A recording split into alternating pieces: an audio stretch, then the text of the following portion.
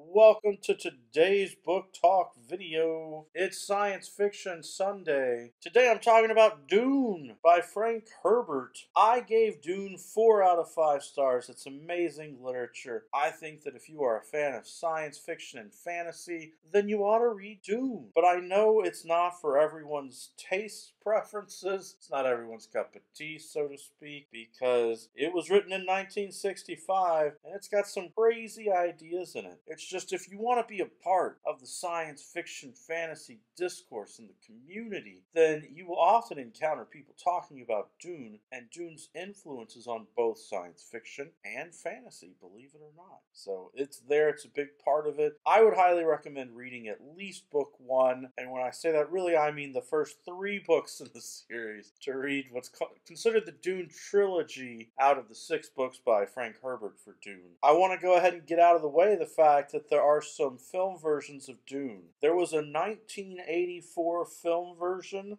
that is well known for the fact that it had some interesting casting in it. Some really shocking people in this role.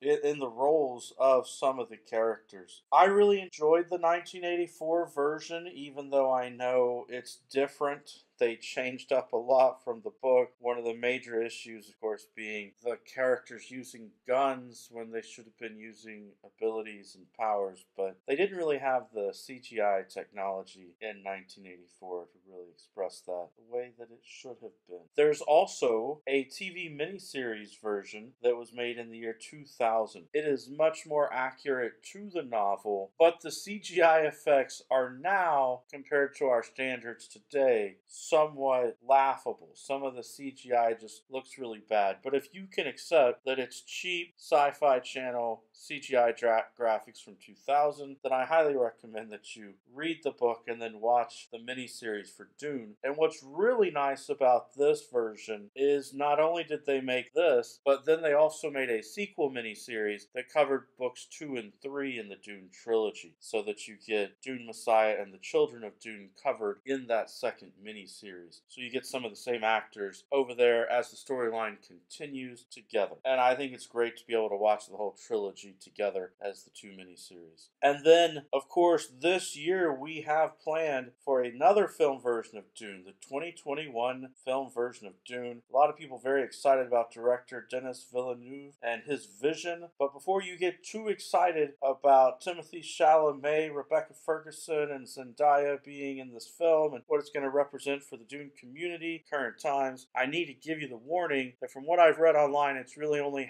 half the book. So they have actually planned that in order to cover the full plot of Dune, they're going to have to make 2 of these films. And I don't know what's going on with the film production for the second. This better not be a situation where we get half the story and they don't make the second movie. I really hope we're going to get both movies. I hope this lives up to our expectations. It's supposed to have Batista in it. It should be really exciting. Alright, so now that I've told you that those film versions exist, and hopefully you're excited, if not about reading the book, then potentially about watching the adaptations at least and comparing them, which is always a fun study to do. I should actually tell you about the story itself. And there's a lot there because Frank Herbert was a philosophical man and he put a whole lot into this. I do want to point out that this is a story that is often misunderstood. When you take the story of Dune and add in the story of Dune Messiah and Children of Dune, the 3 of them together, it becomes a little more obvious. But if you actually take the time to read books 4 through 6, it becomes really obvious. It's just those can be more of a pain to read. They are not the same quality when it comes to plot and characters. They are more focused on the philosophy of it. But when I say that a lot of people misunderstand the story, what I'm getting at is Frank Herbert was very concerned about leadership and persuasion. And so there's a lot going on in the story that is subtle. If you only read the book once, you're probably going to miss a lot. I am willing to admit, in my first reading, I missed a lot. This is a story that you get a lot more information by visiting it more than once. And that is one of the reasons that despite the film versions not always being accurate, it, I enjoy the film versions because watching any sort of film or TV adaptation always gives me more insight because I've read the book and I know how it's different from the book, and I think about what they changed for cinematic pacing and for storytelling and all of that. But it also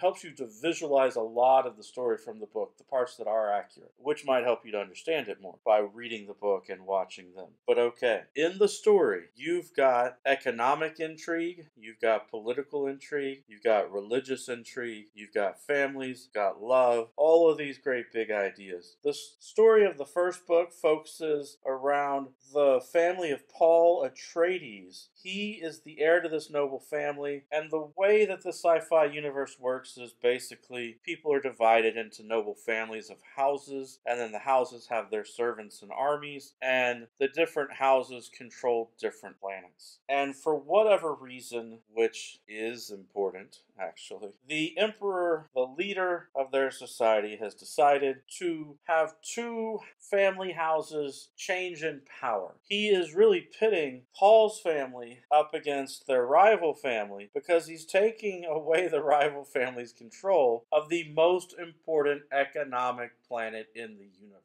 In order to do their traveling through space, they need something called the spice. And that's where the big quote, "the spice must flow," comes from. Because economically, politically, and for the sake of all trade and travel through the galaxy, they need that spice. So allowing Paul's family, House Atreides, to control the planet Arrakis, which is where the spice comes from, is a pretty big deal. But it's also a huge blow to their rival family, the Harkonnens. So the Harkonnens are being asked to leave the planet. Paul's family is trying to move into the planet. Naturally, there's going to be conflict. There's going to be a lot that happens with that. And then there's a whole interest of there are actually people who live on this planet who have nothing to do with these noble houses. I believe they are the indigenous people of the planet. But everyone here is human. We're not actually dealing with aliens and such. So there's that. Even though the pilots of the spaceships are some sort of evolved humans who the spice has changed them when they use the spice to travel through space. But anyway, there's a lot that happens in the story, and I don't want to give you the spoilers of it all, but I think it's a really awesome story. The action scenes, the fighting, the family intrigue, everything that happens with it. And if you just follow the plot at its basic surface level, then you're going to be supporting Paul and his family, and you're going to be hoping for their victory. What happens here is there's actually a secret kind of cult, these women called the Bene Gesserit. They have what are basically these amazing powers, superpowers. I would compare them to the Jedi, though Star Wars came after this, and clearly George Lucas was inspired by it, stealing some of these ideas for the Jedi, because they're able to move really fast, they're able to kind of do that Jedi command thing, wave your hand and tell people what to do sometimes. They have really amazing powers. They also can get visions, so there's a lot to it. But it is that old science fiction trope of a sexist sort of thing. And one of the reasons that I didn't read Dune for years and years is because sometimes I get really angry about these sexist tropes, and I had been avoiding the story. But I finally gave in and read it. It really wasn't that bad. It's just the idea that there's a organization of women that have special powers, and no men can have those powers. Though there is a supposed prophecy of a chosen one, where a man will come along and he will be able to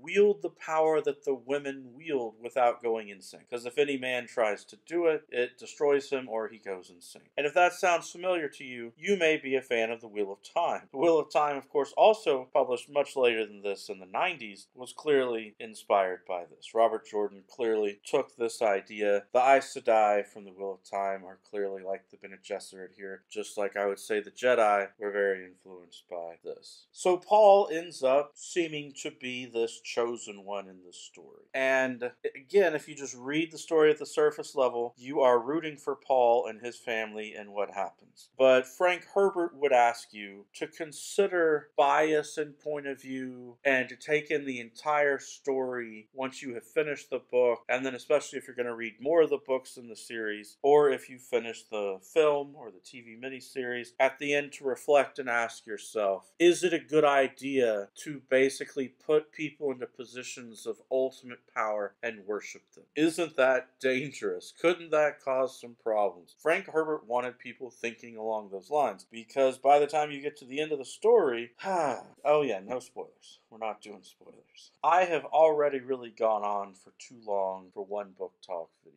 So I hope that I've said enough to get you interested in Dune, to make you at least consider reading the first book. I would also encourage you to check back next Sunday for next Sci-Fi Sunday. If all goes according to plan, I will probably talk about books 2 and 3 combined in one video, talk about the TV miniseries based on them. And then the week after that, I may just cover books 4 through 6 all in one video, because quite frankly, I didn't enjoy those books as much. I don't think they each deserve their own video, but also for the sake of spoilers and plot, it'd be easier to just deliver them together all at once. And there are technically more than 6 books. The original series by Frank Herbert is 6 books, but after he passed away, his son teamed up with a really great author, Kevin J. Anderson, and they've made a lot more books. So if you really enjoy the Dune universe, there's a lot more lore, and there's a lot more that goes into it, prequels, backstories, and all kind of stories set in the universe. You could spend a long time reading Dune books. Alright, that's it for today's book talk. I hope you had a good time. Every day is a good day for a book talk. Peace.